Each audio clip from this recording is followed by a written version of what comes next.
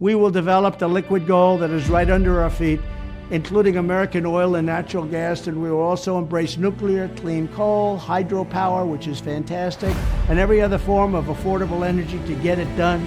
We will not only match China, we will be cheaper than China by a lot, and more energy will mean lower inflation, and it'll mean more jobs. We need to break away from China a lot. But explain what you mean when you say that China's got to be separate.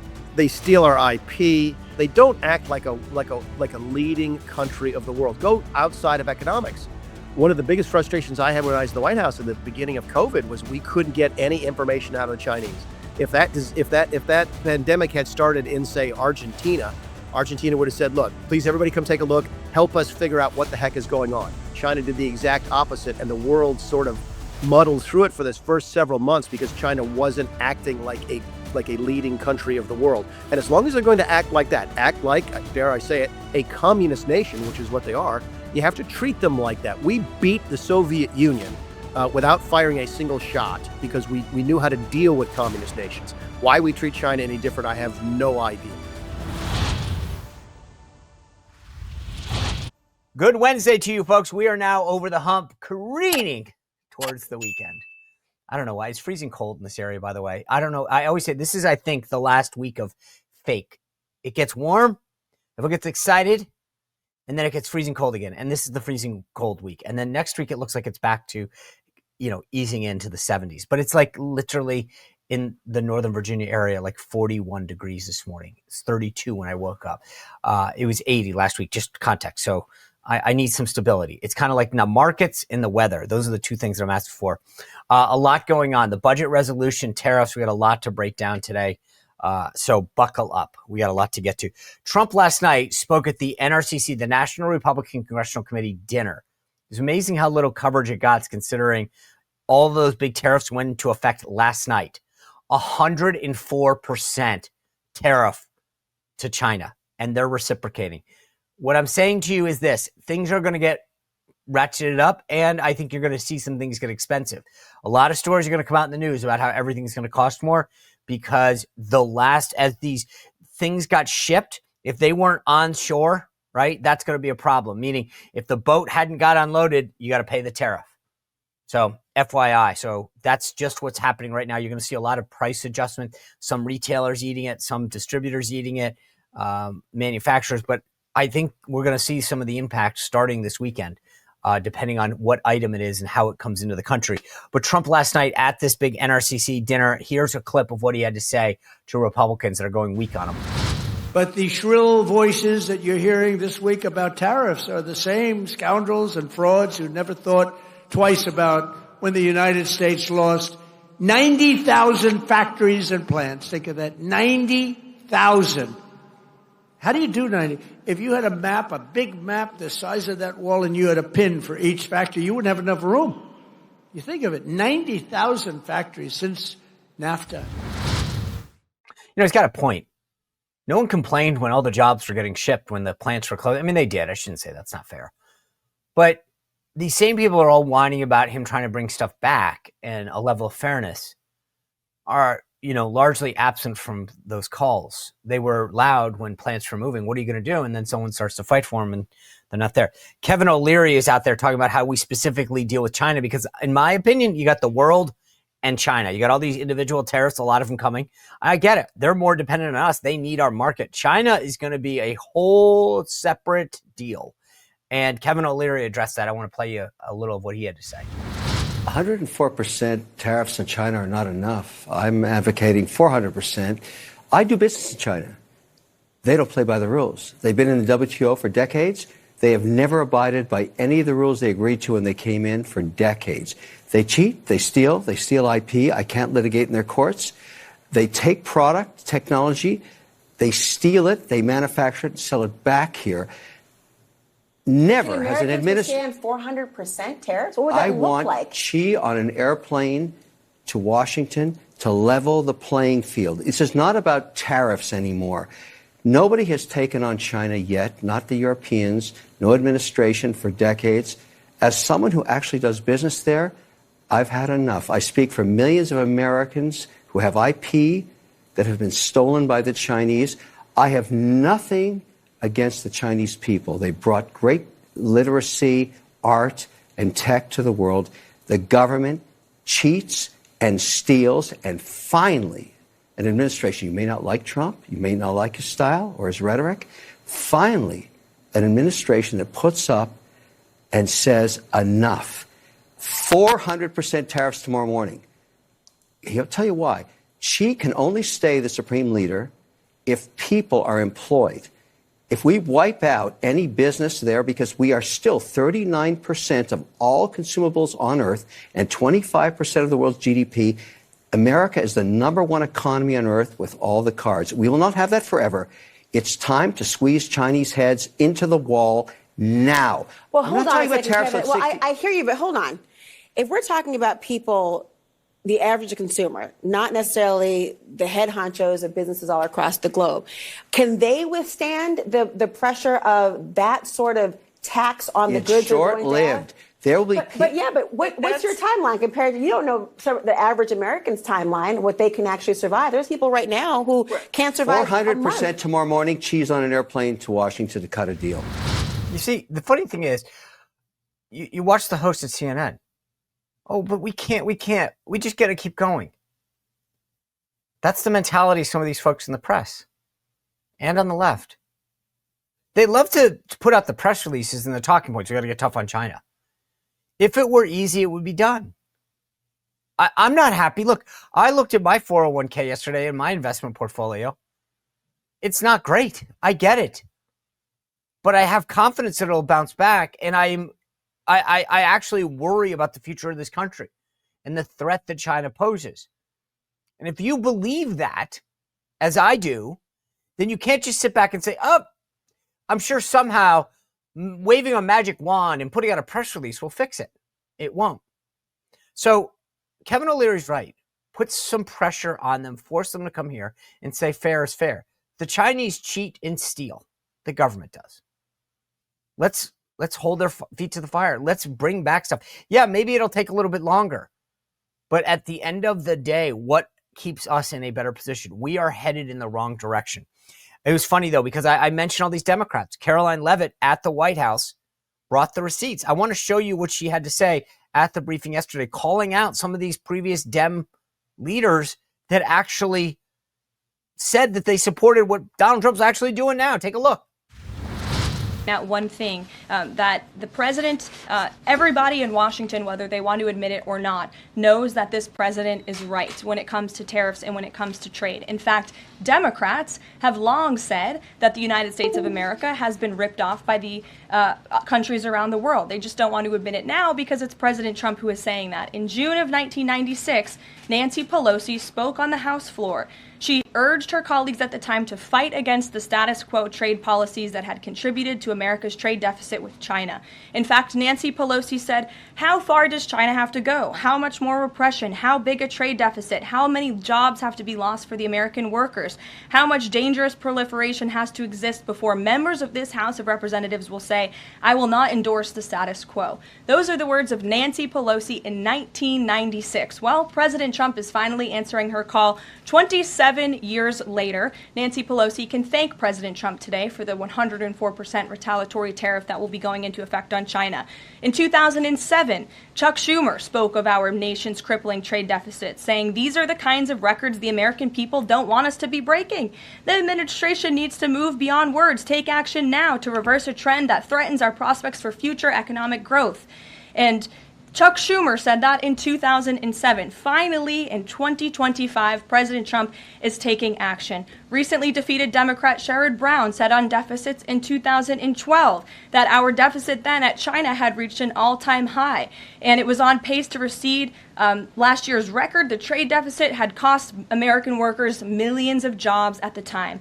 These are the words of Democrats years ago. It is about time America finally has a president who is taking action to restore those millions of jobs back to the United States of America, to boost our manufacturing industry. He's doing what's right for the American people. It will take a lot of labor. It will take a lot of effort. But that's exactly what the American people elected this president to do. These same Democrats that talked about the trade deficit in China and all the concern suddenly are, critical of President Trump. But for decades, they actually said something It's very similar to what he's doing now. President yesterday also making some big strides on energy. I want to show you real quick because that's actually, if you care about the economy and making things move, like this is a big aspect of it, not just our national security aspect of it, having being energy secure, but the impact that it has on the economy. The president yesterday talking about what his goals were. Take a look. We will develop the liquid gold that is right under our feet, including American oil and natural gas, and we will also embrace nuclear, clean coal, hydropower, which is fantastic, and every other form of affordable energy to get it done. We will not only match China, we will be cheaper than China by a lot, and more energy will mean lower inflation, and it'll mean more jobs. I will cancel Biden's ruinous power plant rule, terminate his electric vehicle mandate. If you want to buy an electric car, that's fine, but you're going to be able to buy every other form of car also. And unleash domestic energy production like never before. Okay. He had this big event yesterday in the White House, a ton of union workers. Take a look. This is the first executive order that I mentioned that he signed. I'll just play you a clip of this just to give you a sense of how it all went down. We have 4 items prepared for your signature this afternoon, sir. The first of these executive orders is it may be one of the most significant executive orders of your administration thus far. This directs all departments and agencies of the federal government to end all discriminatory policies. You see as he does that right there, you can see Lee Zeldin, the EPA administrator, Doug Burgum, the Interior Secretary, and the Energy Secretary, Scott Wright right there, and then obviously Will Sharf, our buddy, the Staff Secretary. Allow the coal industry to flourish under your leadership, sir. That's great. Thank you.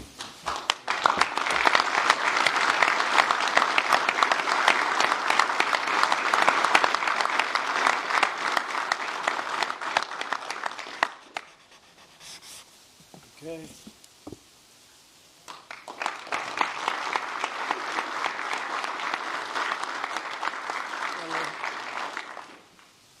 Sir, there are currently dozens of coal plants in America that are in imminent danger of being forced to close based on unscientific and unrealistic policies enacted by the Biden administration.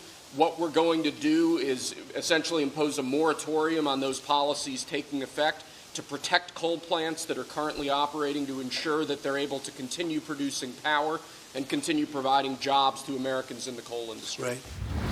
All right. You get the sense there of what's happening. The president taking action. It's cool, though. He called out Lee Zeldin, the EPA administrator, who's on the left there, if you couldn't tell, right? Lee Zeldin, former congressman from New York, ran for governor. But Trump had said earlier, like, Lee's the guy that all of those environmental regulations that have been standing in the way of allowing us to do certain things, Lee is leading the charge to unburden us, to use a Kamala Harris phrase.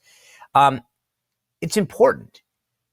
Why is it important? Well, it's important because all of these things that we want to do, it's always the details that matter, right? And in this case, getting us back to energy independence is a great buzzword that a lot of people use. But if you had a ton of regulations piled up in front of the ability of coal plants, clean coal, by the way, or other energy sectors actually doing their job, it stops it dead in its tracks. The president last night was actually mocking wind turbines.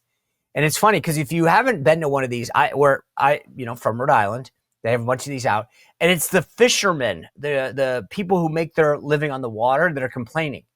The blades from the windmills drop. They kill fish, other marine life. They wash up. It's funny, like they get you to buy into these stupid windmill stories about how great it is. It doesn't produce much energy, but it makes you feel good.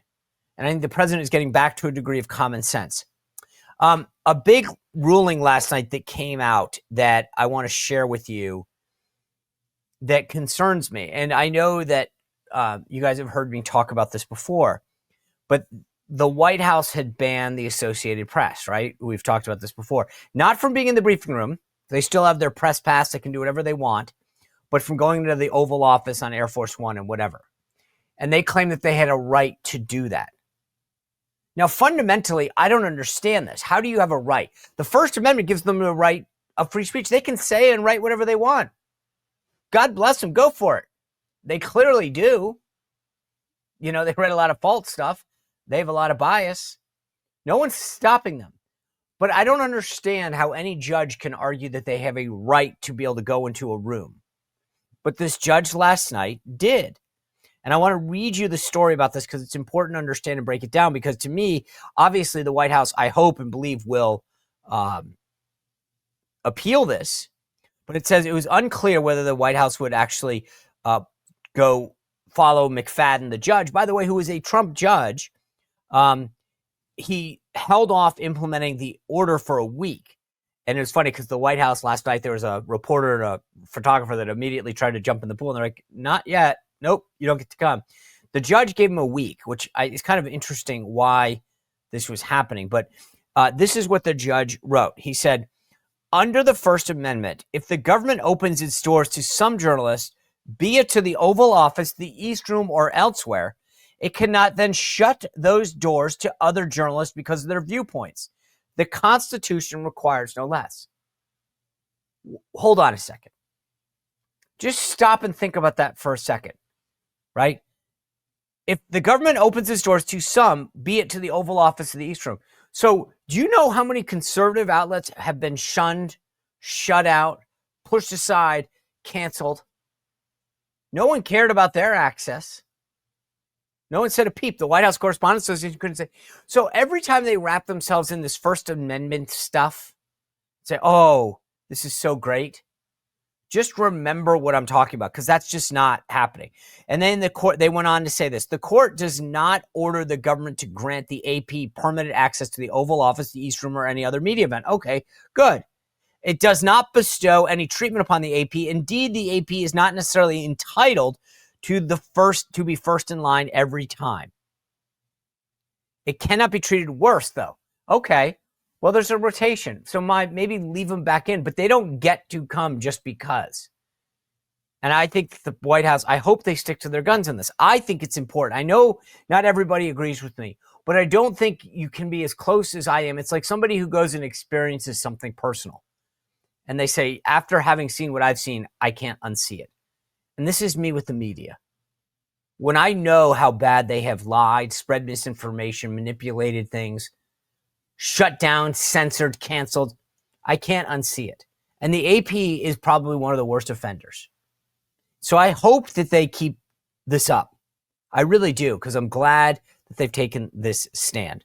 One of the things that was interesting about the dinner last night that didn't have to do with trade, that didn't have to do with the AP, that didn't have to do with the budget, was there was a bunch of Hamas hostages hostages that Hamas had taken, just to be clear, who were at the dinner that spoke out. I want to play you a second of what they had to say because it was so moving. Take a look. Thank you. Thank you very much, President Trump. I'm here and I'm alive. President Trump, you saved my life.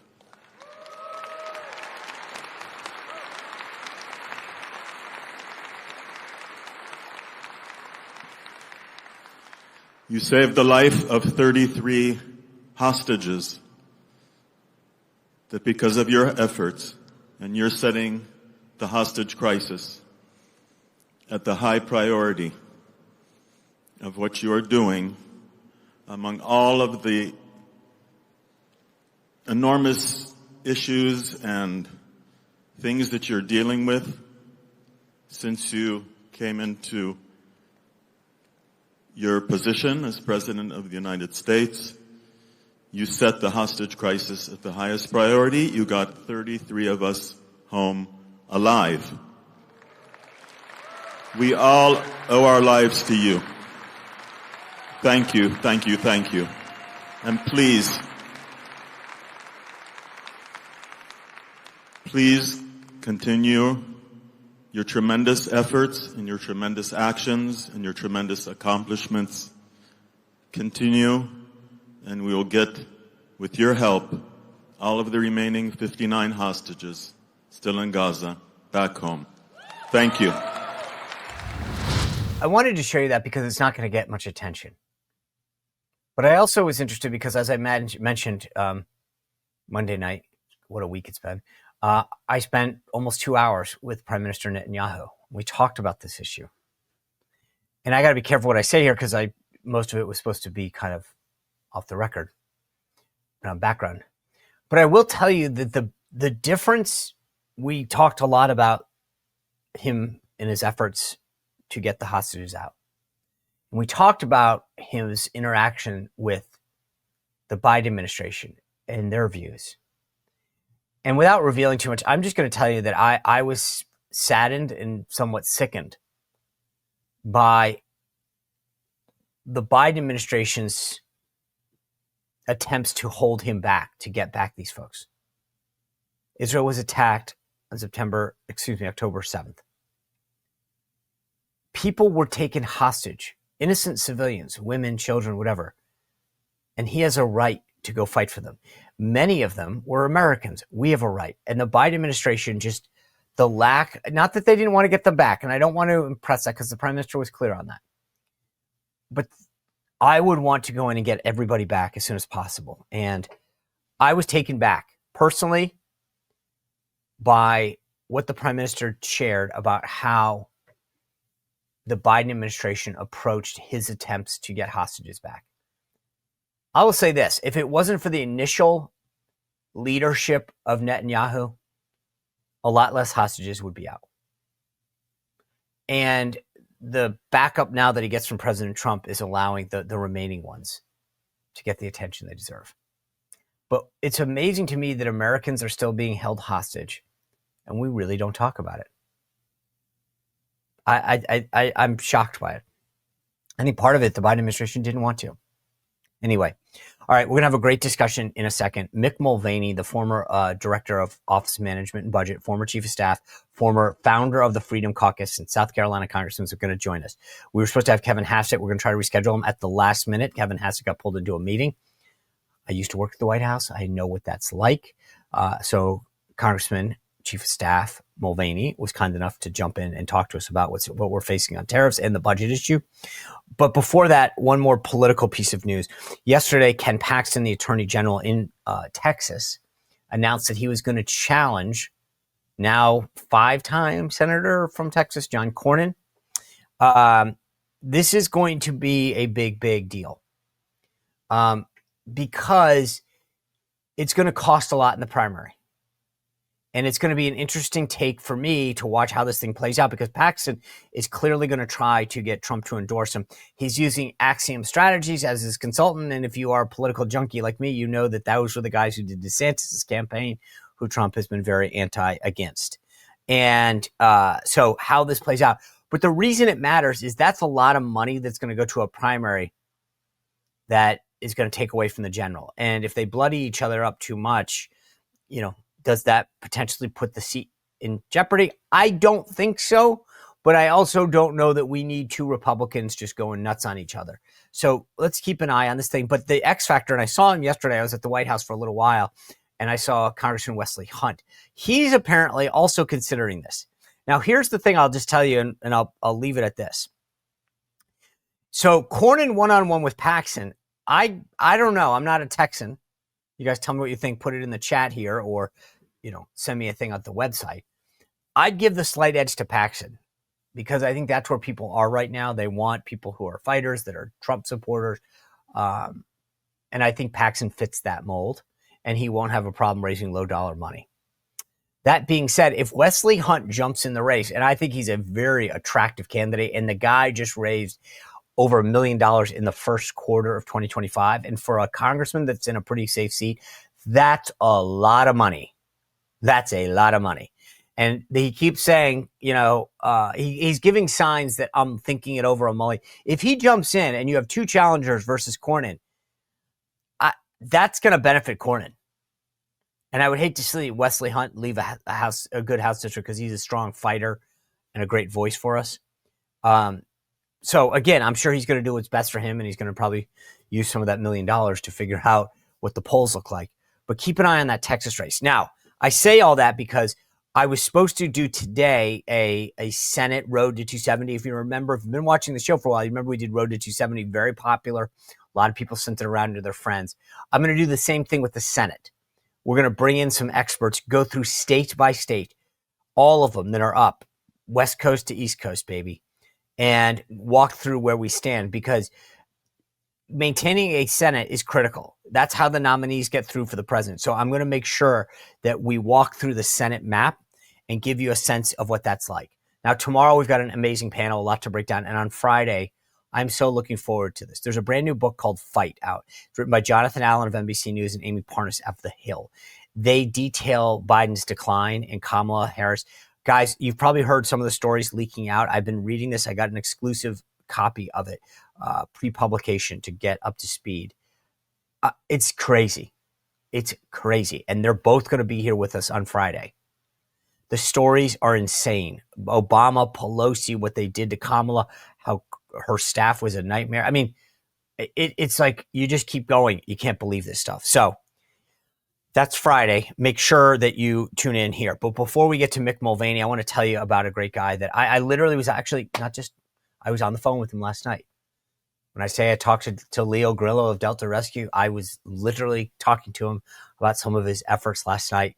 He's, I think I should have a little, anyway, he says he's sending me a Delta Rescue free, like this picture thing that I'll hopefully be able to display it for you. But like the great work that Leo Grillo is doing at Delta Rescue cannot be overstated. This man started by finding one Doberman on the road that was abused and abandoned.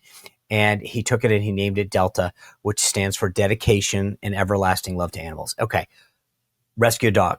That's awesome. But then he built the world's largest no-kill sanctuary. This thing's amazing. If you go to deltarescue.org, you'll see the videos. It's epic. Like what he has done is nothing short of a miracle. He has created this no-kill sanctuary for dogs, cats, horses, whatever, not a shelter, not a way station, not looking to get adopted. He takes care of everyone, abandoned, abused, malnutrition animals of all types. It is unbelievable, and they rely solely on our contributions. I've showed you this before. I have it sitting right here. Here's my receipt for the IRS. I made a personal contribution to Leo and Delta Rescue. As an animal lover, as a guy who's rescued a few dogs, I love the work that he's doing. And that's it. There's no USAID, no big government grants. Leo Grillo is a good man that has done something amazing. And if I can support it, I'd love for you to support it as well. Go to deltarescue.org, see if you can make a donation. Also look at that estate planning kit. It's up at the top. Click on it, and if you've got an old 401k or a stock, this might be the time to do it. In fact, if you talk to a financial planner, maybe this is actually a really good time. You give it to Leo, you get the tax benefit, and then he gets the ability to plan for the future. All right, before we get into Mick Mulvaney, three quick things. One, tonight I've got that private Zoom. It's at 8:00 p.m. I'm going to go over all of the American-made products that I'm using now that are MAHA approved. Soap, dishwashing liquid. I've got the wipes here that I use. I mean, I've transformed so much in our household to this great American-made American company that makes everything here. There's no toxic chemicals. Nothing even has what are those, like childproof cap, because there's no danger in them, and no chemicals. All of the stuff that I use now, literally shampoo. I've started to switch everything in our house, laundry detergent over to it. So just text RSVP to 276-500-1185. Text RSVP to 276-500-1185. And then before we get to Mick, one quick thing. My father passed away from pancreatic cancer. Every year I walk in the Purple Stride 5K. I'd love for you to join my team virtually, make a donation if you can. Just go to pancan.seanspicer.com, pancan.seanspicer.com. I've got a new newsletter coming up later this week, seanspicer.com. That is free to sign up. All right, without further ado, I want to bring in former congressman from South Carolina, founder of the Freedom Caucus, director of the Office of Management and Budget under President Trump in the first term, and White House Chief of Staff, Mick Mulvaney. Congressman Mulvaney, good to see you. Thanks for joining us. Mr. Spicer, it's always a pleasure. All right. See, here's the beautiful thing. You've done the White House thing. You were the head of OMB, and you're a congressman. So we're going to get it from all sides today. Just walk me through. I mean, here's what I want people to understand.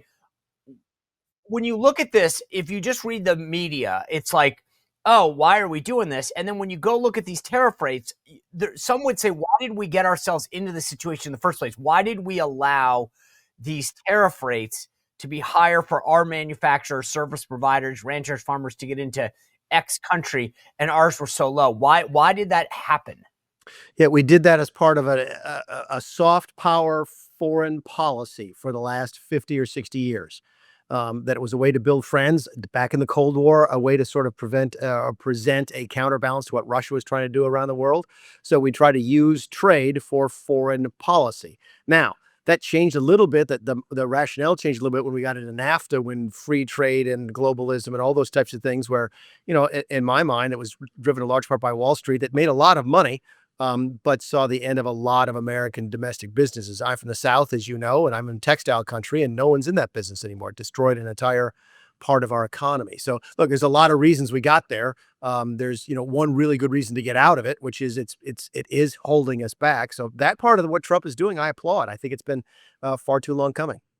Do you think people in South Carolina believe that textiles can be brought back? Can we manufacture, or is that industry gone? I mean, because I guess part of what the White House is saying is, well, we want to onshore stuff, but is textiles one of those things that could be onshored again? Yes and no. There are certain things that are probably never coming back because they're too labor intensive. And if you're paying somebody $2 a day to work in Vietnam, you're not going to be able to compete.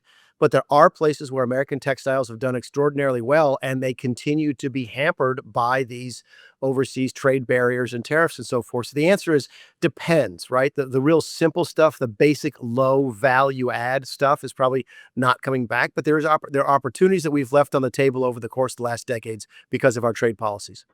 So putting on your member of Congress hat for a second. Yeah. Right now, there's a lot of these members that are saying, Congress and constitutionally does have the actual role of trade negotiations. The president kind of mocked it last night. I will admit that as a former assistant U.S. trade rep, I get it, which is, do you really want 435 people negotiating a trade deal? But there's people in Congress that are clearly frustrated. I mean, is that just for show? No, they're hearing about it back home. I mean, they're hearing about it from folks with the stock. Listen, anytime the stock market goes down by 10% in a couple of days, members of Congress, especially when it's related to a domestic policy like this is, members of Congress are going to hear about it. They're also going to hear about it from their business people who are trying to figure out, what the uncertainties are. What are our prices going to be, Mr. Congressman, if I'm buying stuff today from Canada? And that's who they know to reach out to as a member of Congress. That's part of the job, right? You are supposed to represent the people when you're in the House. So it's what you're supposed to be doing. So no, it doesn't surprise me they're getting the calls at all. Doesn't surprise me they're talking about taking some authority back. I think that's a bigger conversation, Sean. What the president is doing is legal. He's using authority given to him by Congress, by law. Congress could change that law if they wanted to and get the president to sign it or do it, over a veto or something like that. But it doesn't surprise me that there's a little bit of tension between the branches of government. That's the way our system is set up.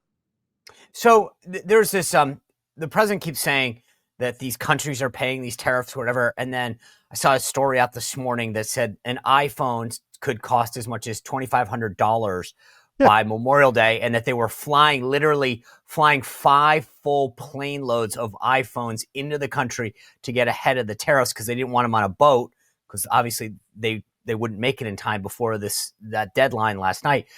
Once consumers start seeing that, right? I mean, if you not even just want to upgrade your iPhone, if you break it and you go, gosh, I got to get a new one. Now something that was, $900 or $1,000 is $2,500. How is this? I just don't, to me, I think that's where the White House is going to have a problem, is when people start saying, I'm with you. I get it. That's not fair. But why am I now paying twice as much for an iPhone or a TV or whatever? No, you're right. And if the White House has sort of dropped the ball on anything, I think it's preparing people for what you've just said. I don't think you drop them in the middle of a trade war without preparing them. And they have to know that things are going to be more expensive. Now, they're not going to be as expensive as a lot of people say. If there's $100 worth of tariff, Sean, that doesn't mean that the price of the product is going to go up by $100. It does go up. Some of that will get eaten by the manufacturers. Some of it will get eaten by the retailer. Some of it will be the impact will be lessened by the typical changes in currencies that happen when you put tariffs on. But prices are going to go up and people are going to be upset. You're absolutely right. Why did Donald Trump win the election as convincingly as he did? Because people were upset about the economy. And if he loses the high ground on the economy, that's a real trouble, not just for him, because he's not running again, despite what the left says, but for the Republicans in the House and the Senate. That's what they're worried about. People vote their pocketbooks, and Donald Trump is not going to have a lot of time for this policy to sort of reap benefits if it's going to impact the midterm elections. I think most people, I'm a champion of what he's saying. I believe, I agree. The soft power from decades ago, when we were fighting the Soviet Union, we wanted people to do business with us. We wanted to have a relationship with us. Those days are gone. But then the White House, so Trump's been clear for like 5 decades, reciprocity, like we should get what they get, et cetera. I get that part. But then I think what the White House did is they went out and started talking about deficit reduction. And we're going to have these tariffs. They're going to bring in more money. And then, oh, by the way, we're going to onshore stuff. I don't. They have three things. One, lower the tariff. 100% on board on that. Two, reduce the deficit. Well, in order to do that, that means you have to keep the tariff in place. Therefore, you couldn't do number one. And then number three is to onshore. And again, if you make number one happen, it makes it harder to make a company want to come back. Yes, there's some additional. Yeah. So that seems to be fundamentally. Now, put your chief of staff hat back on, because it seems to me that you've got these factions in the White House, staff-wise, that are telling the president, oh, we can use it for this, we can use it for this, we can use it for that. And they're not clear on what the ultimate goal is. No, listen, if you're asking me if I'm chief of staff, what am I telling the president? It would have been to fire Peter Navarro a long time ago, knowing that he's not going to fire Peter because Peter went to jail for him, to bury Peter someplace in the EOB so he can't do any more harm. What you just said is absolutely right, by the way, and it's been made worse by statements by folks like Peter. Peter's the one who came out and said, we're going to raise $6 trillion from these tariffs. No, you're not. That's simply not possible. Mathematically, that's never, ever going to happen, but it sort of raises expectations. What's rule number one in politics, Sean? Don't overpromise and underdeliver.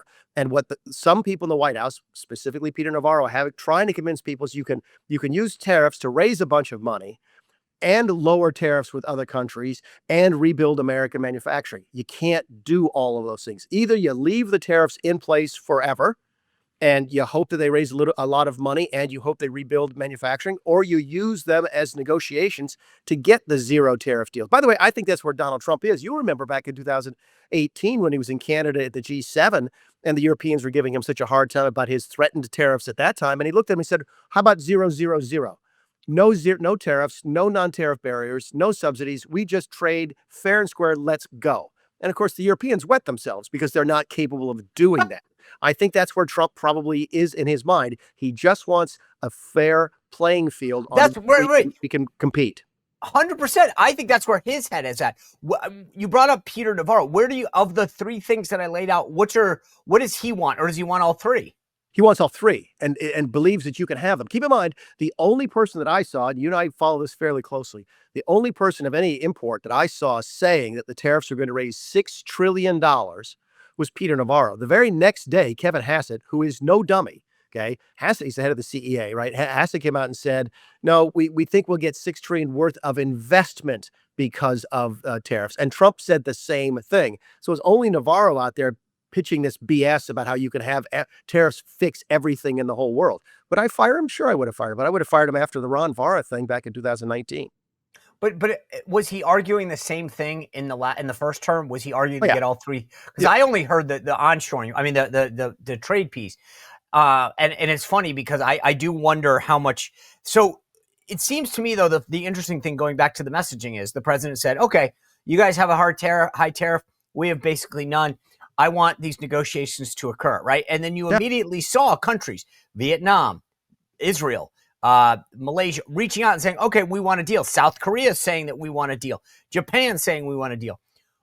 What the president, to me, politically speaking, would be smart to put these wins on the board. We got to deal with this. They took their thing down. Now that's you and me, the former staffers, going to the boss today and say, listen, we need a win. Wall Street is but isn't that where his head is, Mick? I mean, that's the thing. I think so. And Wall Street is not listening anymore. Wall Street was turning on every word. Now I think they're looking for action, and I think he needs to put a win on the board, and not with Zimbabwe. I'm talking about some with South Korea, Japan, something significant to prove to people what this is all about, which is leveling the playing field so that American firms can compete on the world stage fairly. I think that's what Donald Trump wants, and if he plays it smart, and I think he's going to, that's what he's going to get.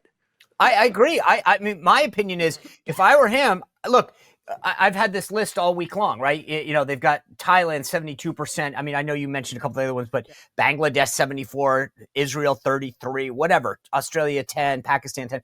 Why not just come out with a list and say, hey, I get the non-tariff barrier, by the way. I mean, that's a huge impediment to us selling cars in like South Korea and in the EU.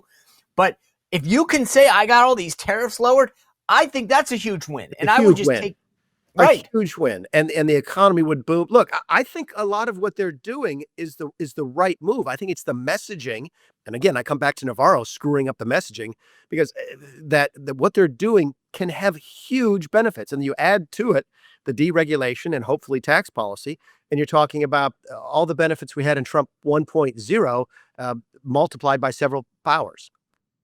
Okay, so right now you're back in the chief of staff role. You go to him and say, Mr. President, politically, we're able to get your wins, right? And the economy will rebound, the stock market will rebound. That's where you would have him right now. Yeah, China, I'd put in a separate category. Okay, I want to get to that though. Yeah, there are geopolitical reasons to treat China differently. But when Israel comes in and says, look, we're going to take all our tariffs to zero, take a win. I mean, that is a huge win. You're right on non-tariff barriers. I mean, if it's zero tariff, but it takes 6 months to get a container through Israeli customs, that is a problem. If it's zero tariffs, but they've got safety checks, bizarre safety checks on American cars in South Korea, that's a problem. You got to work through those things, but you can work through them. He's got the leverage now to do that. Yeah, I'd be telling to put a win on the board, and I think that would calm the markets and also help the Republicans as we move closer to the midterms. All right, so you brought it up. I look at the world and then China, yeah. Right? And now China, we're talking about 104% tariff as of last night. Okay, they're going to retaliate against us, and every cheap thing that we get from China is going to get more expensive. Now, just to be clear, I'm kind of okay with this. I feel like we need to break away from China a lot. I'm not sure this is the right way to do it, but explain what you mean when you say that China's got to be separate. Yeah, there's just a bunch of geopolitical reasons for treating China differently. They steal our IP. They treat our investment very, very poorly. You have to do joint ventures. They don't act like a leading country of the world. Go outside of economics. One of the biggest frustrations I had when I was in the White House in the beginning of COVID was we couldn't get any information out of the Chinese. If that pandemic had started in, say, Argentina would have said, look, please, everybody come take a look. Help us figure out what the heck is going on. China did the exact opposite, and the world sort of muddled through it for this first several months because China wasn't acting like a leading country of the world. And as long as they're going to act like that, act like, dare I say it, a communist nation, which is what they are, you have to treat them like that. We beat the Soviet Union without firing a single shot because we knew how to deal with communist nations. Why we treat China any different, I have no idea. So isn't it because they own part of our debt? I mean, like I think our debt. No, it's not, Sean. It's because Buick makes a lot of money in China. Blackstone makes a lot of money in China. Wall Street makes a lot of money in China. We never made that in Russia. Pepsi might have made a penny in China, but that's about it. No, this is Wall Street more than anything else. So he cares about that. So I mean, or he does. I mean, I think Trump is willing to. I think the tariffs, 100% tariffs, has shown that he's willing to treat China differently. I mean, I think that's the highest. How did we walk this back? I mean, not walk it back, but how do we get a deal? Because I don't think China looks like that. They're looking. Every other country's going, please, sir, can we meet with you for 5 minutes and get a deal?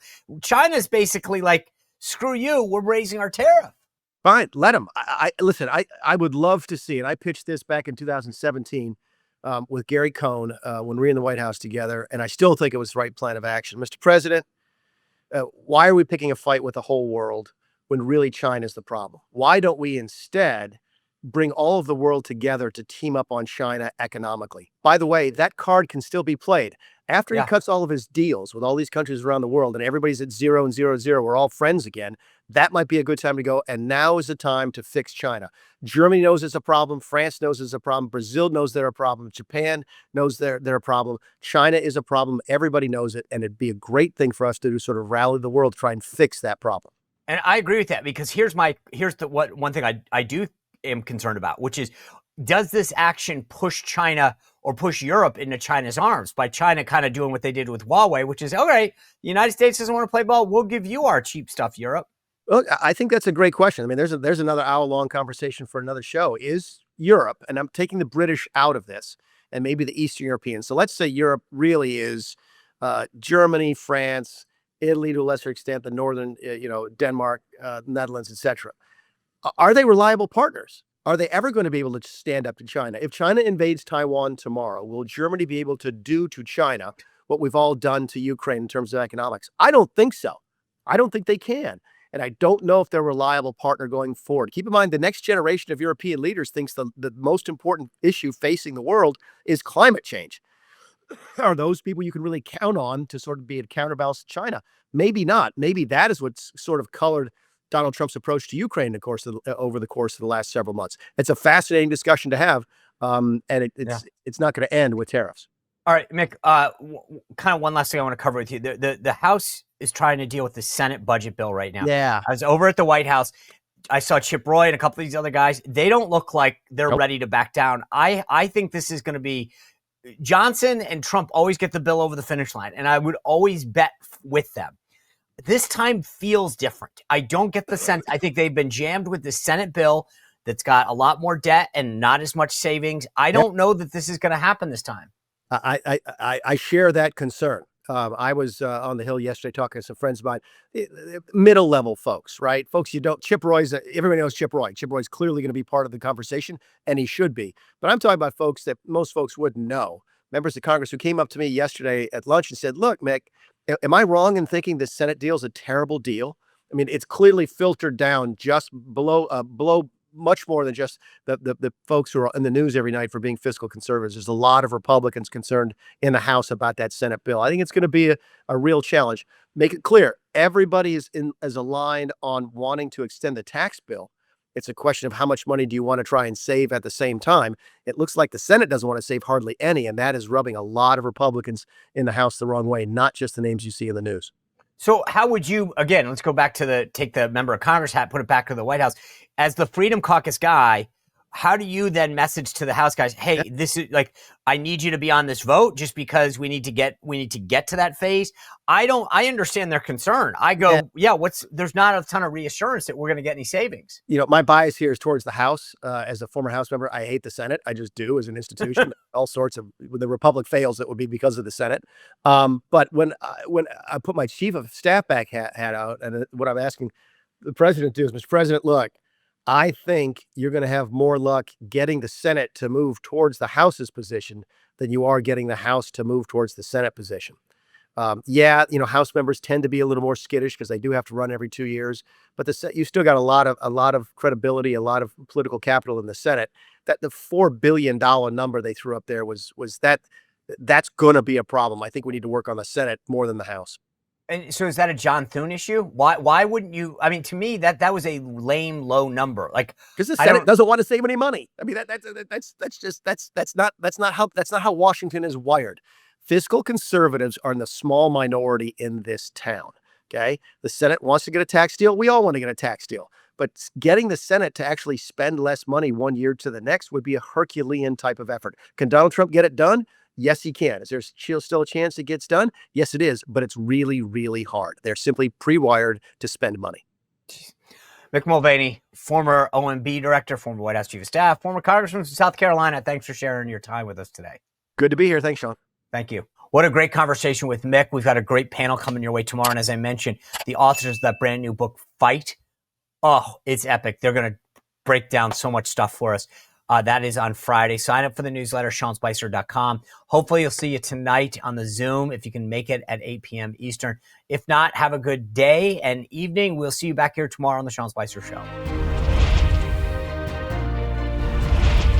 Well, if you enjoyed this content, make sure to like this video, subscribe, and click the notification bell to get more.